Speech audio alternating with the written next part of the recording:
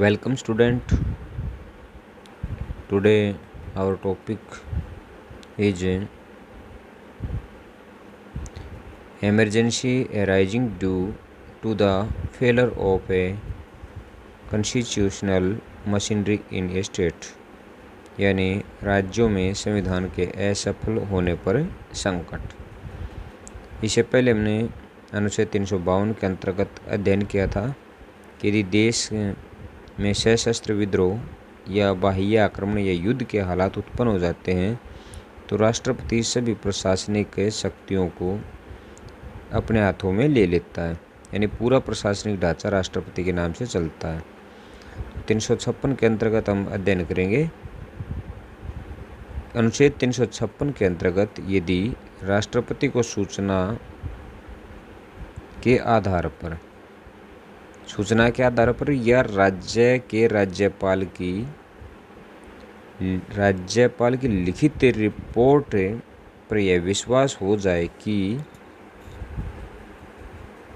राज्य का शासन संविधान के अनुसार नहीं चल रहा है तो वह राज्य में संविधान के असफल होने की घोषणा कर सकता है, यानी राष्ट्रपति राज्य के अंदर आपातकाल की घोषणा कर सकता है।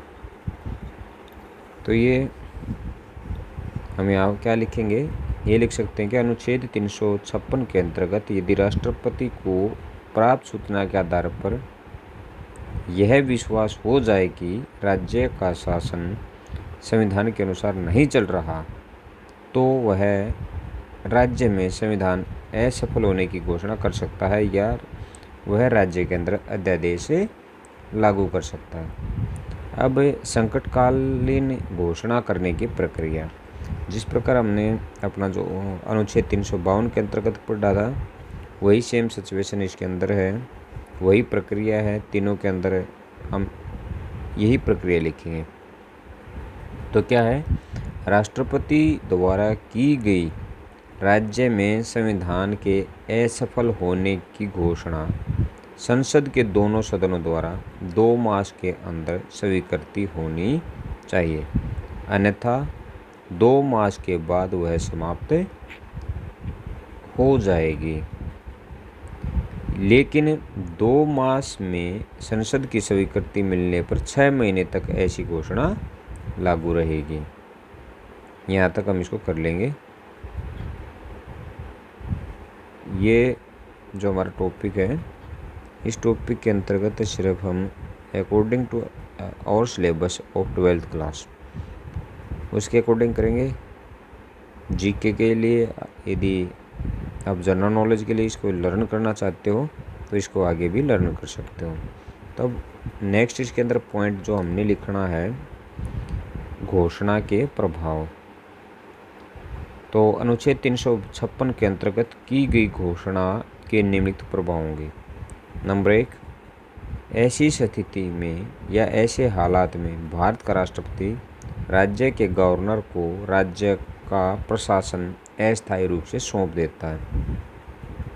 नंबर 2 पॉइंट, राज्यपाल राज्य की वास्तविक कार्यपालिका का रूप ले लेता है। पॉइंट 3 के अंदर हम यहाँ से लिखना शुरू करेंगे, संसद को राज्य सूची पर कानून निर्माण का अधिकार मिल जाता है।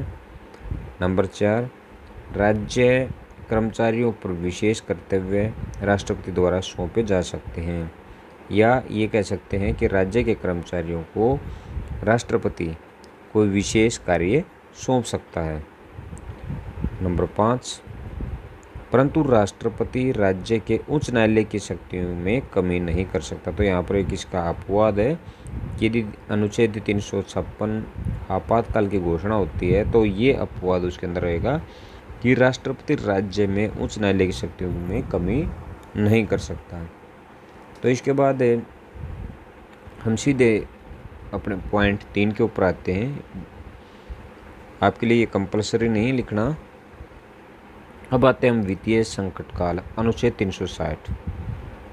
अनुच्छेद 360 के अंतर्गत, यानी इसका संबंध है वित्तीय संकट से। यदि देश की आर्थिक साख के ऊपर खतरा आ जाता है या साख खराब हो जाती है, वित्तीय हालात खराब हो जाते हैं, तो राष्ट्रपति अनुच्छेद 360 के अंतर्गत क्या कर सकता है?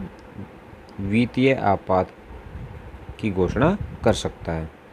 क्या अनुच्छेद 360 के अंतर्गत यदि राष्ट्रपति को यह विश्वास हो जाए कि भारत या इसके किसी राज्य के किसी भाग का वित्तीय साख संकट में है, तो यह वित्तीय आपात स्थिति या आपातकाल की घोषणा कर सकता है।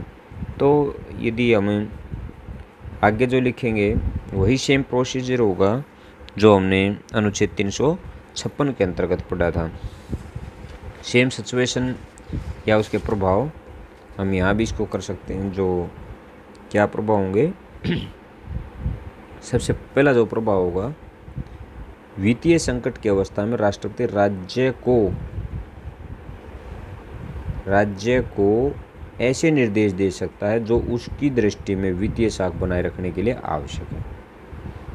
नंबर 2, वह आदेश दे सकता है कि राज्य विधानमंडलों द्वारा पास किया गया प्रत्येक धन बिल उसकी स्वीकृति के लिए भेजा जाए। नंबर 3, वह संघ तथा राज्यों के बीच राजस्व के बंटवारे संबंधी व्यवस्था में आवश्यक परिवर्तन कर सकता है। नंबर 4, देश की वित्तीय साख को बनाए रखने के लिए वह कोई भी आवश्यक कदम उठा सकता है। तो ये अपना क्वेश्चन था जो आज कंप्लीट होता है। नेक्स्ट जो क्वेश्चन होगा, भारतीय राष्ट्रपति की भूमिका का वर्णन कीजिए। इसको हम कल वाली जो हमारी वीडियो होगी उसके अंदर करेंगे। Thanks, have a good day.